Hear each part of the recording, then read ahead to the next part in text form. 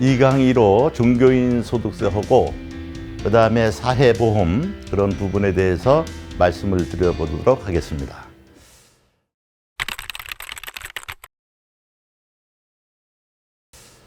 우리 종교인 소득세는 아시는 대로 2018년도부터 종교인들에게 과세가 되었죠. 근데 많은 분들이 종교인 소득세에 대해서 아직 이해가 조금 부족한 것 같아요.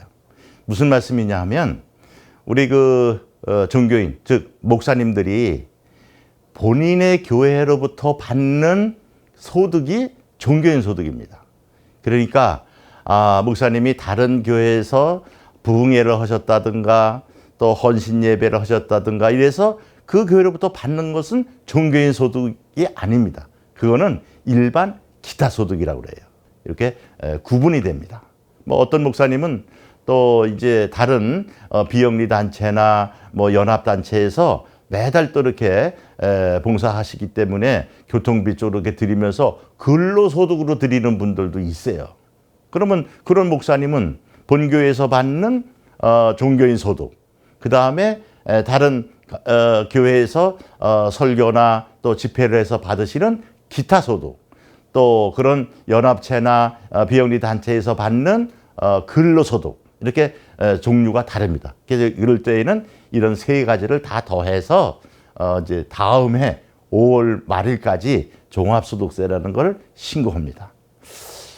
이제 우선 그렇게 말씀을 드리고, 그럼 종교인 소득세는 세금을 어떻게 과세가 되느냐. 우선 본 교회로부터 받는 총소득, 1년 동안 받으신 거, 매달 생활비로 받으시는 소득, 그 다음에 또 뭐 상여라고 말하긴 못하지만 또 이렇게 상여로 나오는 거, 그 다음에 특별히 뭐 어떤 집회를 하셔가지고 너무 힘드셨다 해서 교회에서 뭐 일부 또 이렇게 지원을 해주면 이런 것은 다 합쳐서 종교인 소득세입니다. 그럼 여기에서 총 받은 데서 뭘 빼느냐면 필요경비라는 걸 뺍니다.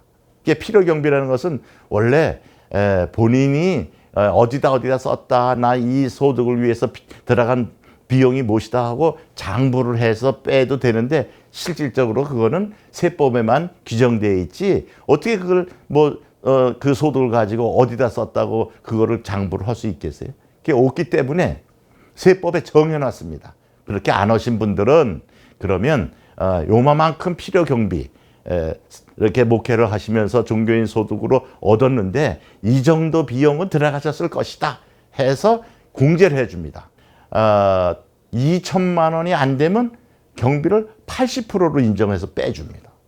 그리고 2천만 원이 넘으면 또 50% 이렇게 단계별로 필요 경비를 공제를 해주는데, 쉽게 말씀드려서 한 3천만 원 정도 총 종교인 소득이 발생했다. 그럼 필요 경비가 얼마냐?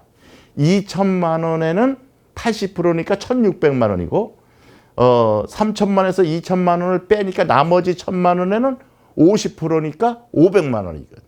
그러면은 아까 1,600하고 500하고 하면 2,100만 원을 공제를 하는 거예요.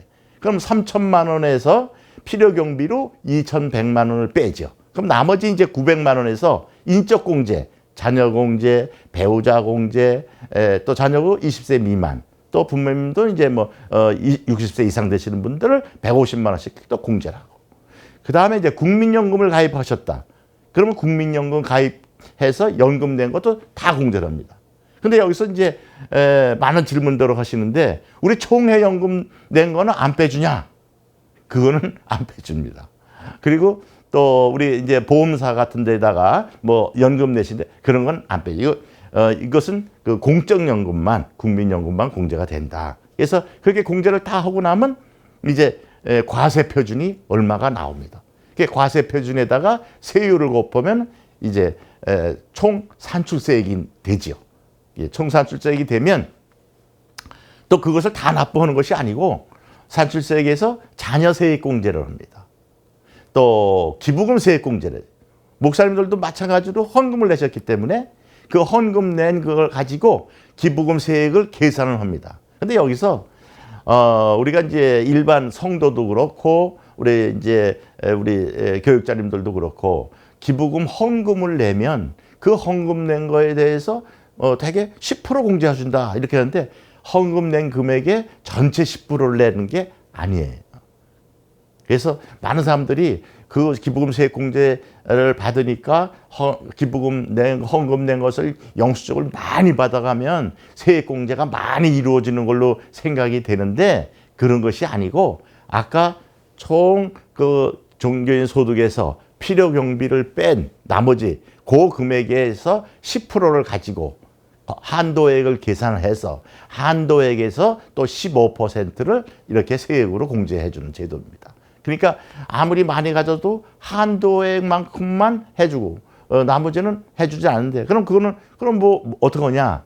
기부금을 이렇게 활성화하기 위해서 정부에서 올해 받지 못한 기부금은 내년에도 받을 수 있고 한 10년 동안 공제할 수 있도록 이렇게 법이 되어 있습니다. 근데 우리 그 종교인한테 대해서는 제가 봐서는 큰 의미가 없어요. 왜 그러냐면 헌금을 올해만 내는 게 아니라 내년에도 내잖아요. 그러니까 올해도 남고 내년에도 남고 계속 남을 뿐이지 그것이 그렇게 뭐 오랫동안 이렇게 공제받을 수는 없다. 이제 이렇게 되고요. 그다음에 이제 표준세액 공제라는 것도 있고 전자세액 공제라는 것이 이런 공제를 다 한 나머지만 가지고 이제 세금을 냅니다. 낼 때에 매달 원천징수라는 걸 했다. 원천징수라는 건 뭐냐면 매달 사례비가 나갈 때에 그 간이세액표를 해가지고 이제 사례비가 나가면 그 나가는 금액에 얼마냐 월 300만 원씩이다. 그러면 300만 원이면 배우자가 있냐 자녀가 몇이냐 이렇게 따져가지고 정부에서 300만 원일 때는 그런 그 요건에 따라서 얼마씩 공제를 해라. 그래서 얼마씩 공제한 것을 매달 내라. 이렇게 그 원천징수 제도가 지금 돼 있는데 그러면 지금 총 결정 세금이 얼마라고 나왔었는데 매달 낸 게 있으면 그걸 빼고 내게 되죠. 근데 그걸 빼고 내야 되는데 이거 아까 쭉 이렇게 흐름에 따라서 그 세금을 계산했는데 그 세금보다 원천징수 매달 낸 것이 많다. 그러면 그거는 환급을 받습니다. 그래서 환급을 받고 또 환급 받는 게 싫다. 아유 그건 뭐 또 그러면 그 환급 받을 금액을 다음에 세금 낼 거에서 이렇게 계속 공제하고 낸다. 이렇게 제도가 되어 있습니다. 제도가 되어 있고 그다음에 퇴직소득도 이제 세금을 냅니다. 퇴직소득도. 근데 이제 뭐 종교인도 그렇고 우리 직원들도 같은 경우에도 세금을 내야 되는데 이 퇴직소득에 대해서 질문을 많이 하세요. 뭐냐면 이 세금을 종교인이 이제 법제화 됐는데 2018년 이전에 근무한 것에 대해서도 퇴직금을 받게 되는데 그것까지 내야 되냐 하고 질문들을 많이 하시는데 사실은 2018년도 이전에 발생한 퇴직 그 소득 금액을 계산해 퇴직 소득을 계산해서 그거는 비과세 해달라 하고 법이 국회에 청원이 됐었는데 그것이 안 됐어요. 그게 안 됐기 때문에 이제 종교인들은 그저 퇴직할 때에 받는 금액에 대해서 퇴직소득세를 내야 된다. 그리고 이제 또 작은 교회는 그 직원이 하나밖에 없는데 이게 직원 하나 있는 것도 근로기준법이나 노동법 적용을 받냐. 그래서 이 사람들도 퇴직금을 줘야 되냐 이런 말씀들을 하시는데 퇴직금은 1인밖에 없는 사업장이라 하더라도 지급을 해야 된다. 이렇게 되어 있습니다.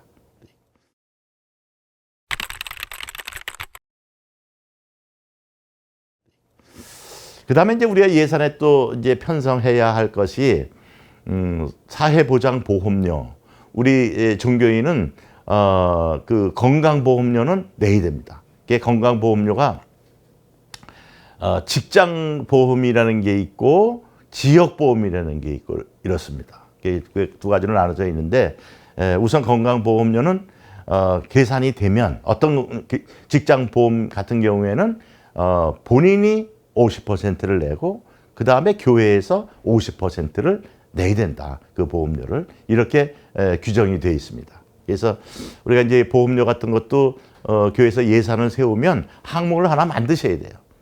그냥 뭐 보험료 이렇게 하는 것보다는 사회보장보험료 이런 항목을 지출 항목이 하나 만드셔가지고 거기다가 이제 담임 목사님부터 시작을 해서 모든 직원들까지 전부 이 계산을 해서 그것을 교회가 부담할 것이 얼마인지 추정을 해서 예산을 세우셔야 됩니다. 그래서 사회보장보험료 개정 이렇게 개정을 하나 만드시면 되고 꼭 또 이 개정을 그대로 만드시지 않아도 돼요. 그거는 교회가 쉽게 알아보기 쉽게 항목을 하나 만드시면 된다. 이게 됩니다. 이제 건강보험료를 내게 되는데 그 얼마를 내냐, 그 요율이 얼마냐. 좀 전에 말씀드렸던 대로 직장보험이라는 게 있고 지역보험이라는 게 있습니다. 직장보험은 교회가 이제 그 보험에 가입을 다 하는 겁니다. 그래서 그거는 사례비에 월급의 6.99% 만 분제 699, 6.99%가 내년도부터 적용하는 겁니다. 그러면 300만 원이다. 그러면 뭐 6.99%니까 7%라고 치라면 37이 21, 한 달에 21만 원을 반 나눠서 반은 본인이, 반은 교회가 이렇게 물게 돼 있고요. 그다음에 이제 종교인들은 기타 소득으로 신고내기 때문에 나 직장 가입을 안 한다. 난 지역으로 그냥 간다. 이렇게 됐을 때에는 지역에서 이제 보험료를 내야 되는데 지역 보험은 어떻게 되냐면 이 점수를 매깁니다. 이 사람의 소득이 얼마냐. 그러니까 종교인 기타 소득으로 넘어온 금액이 얼마냐. 그 금액에 따라서 이제 몇 점. 그 다음에 이제 또 자동차가 있냐. 그 자동차도 몇 cc짜리냐. 이거에 따라서 환산 점수가 몇 점. 또 집이 있냐. 그러면 집이 얼마짜리 집이냐. 금액에 따라서 몇 점. 또 세를 산다. 전세를 사면 전세 보증금이 얼마냐. 이거에 따라서 몇 점. 이 점수를 다 합쳐가지고 그 점수에다가 내년도에는 205원.3원을 곱해서 매달 그 보험료를 징수한다. 그 다음에 이제 국민연금은 직장 가입자일 경우에는 의무적으로 다 국민연금을 가입을 해야 됩니다.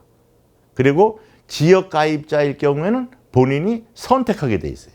꼭 가입 안 해도 됩니다. 근데 직장 가입자에게서는 반드시 국민연금을 가입한다. 이 국민연금도 교회가 50%, 본인이 50% 이렇게 물게 돼 있습니다.